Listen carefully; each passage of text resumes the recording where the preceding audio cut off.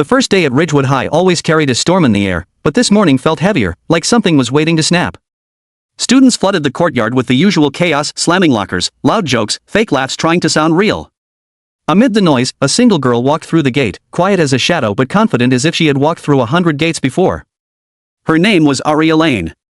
Small backpack, loose black hoodie, dark hair tied back in a neat braid, and a face that didn't show fear even when dozens of eyes turned to stare at the new girl. Most students came alone. Aria walked like she came with an army. But Ridgewood High had its own army, one that ran on fear, ego, and the pleasure of hurting anyone who didn't fit. Led by Jordan Hale, the king of cruelty since 9th grade, along with his hyena-like crew Mason, Troy, and Lila, they prided themselves on spotting weakness faster than teachers spotted trouble. And today, their focus locked onto Aria the moment she turned down the main hall. "Who's that?" Mason muttered, chewing gum like it had offended him. Jordan smirked, his eyes scanning Aria with predatory curiosity. "New girl. Doesn't look scared enough," he said. "We'll fix that."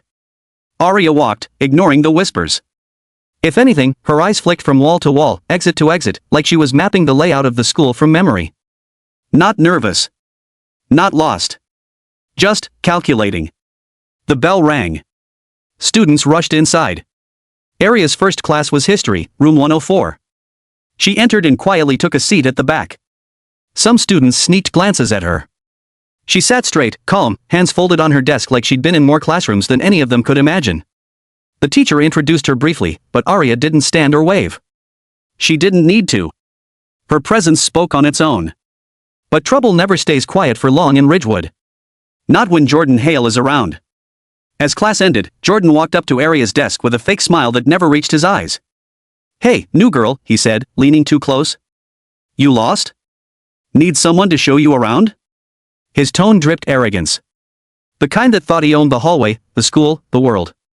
Aria lifted her eyes slowly, calmly. "No," she said simply. Jordan wasn't used to being dismissed. His smile twitched. "You sure? It'd be a shame if you walked into the wrong hallway." Aria held his stare, unbothered. "I'll manage." Jordan's jaw tightened. Mason snickered behind him. But Jordan didn't escalate yet.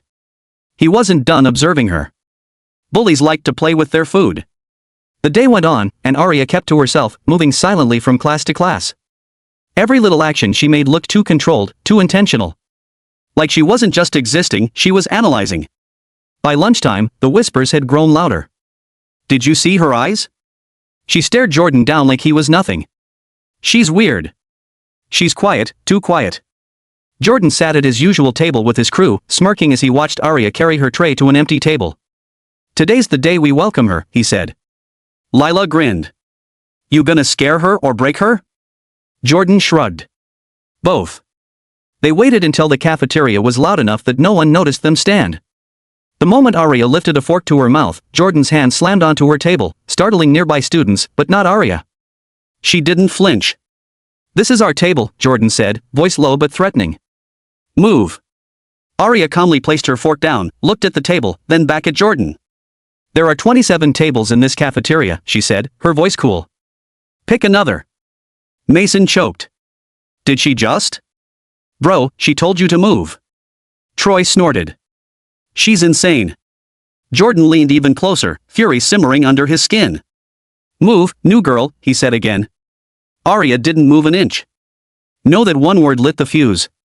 Jordan grabbed her tray and flipped it onto the floor, food splattering across her shoes, the tiles, everywhere. Gasps echoed. Phones lifted to record. Jordan stepped closer, and with one swift, vicious motion, he kneed her in the face. A few students screamed. The impact snapped her head back, and the cafeteria fell into a stunned silence. Aria stumbled, but didn't fall. She slowly lifted her head, blood trickling from her nose, and looked up at Jordan with eyes so cold, so sharp, the entire cafeteria felt the temperature drop. Jordan expected tears. Fear. Panic. But Aria just wiped the blood with the back of her hand, stared at it for a second, then looked back up like the knee meant nothing. "Big mistake," she whispered so quietly only Jordan and his crew heard it. Something in her tone made Jordan's stomach tighten for the first time in years. Because she didn't sound like a victim.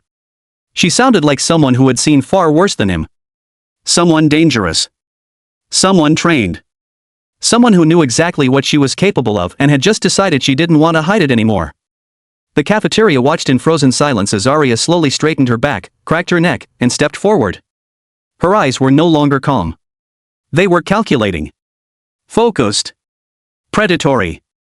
Jordan's smirk wavered. "What are you gonna do?" he spat. Arya stared at him like she already knew every move he'd make before he made it. "You have no clue," she said, "who I really am."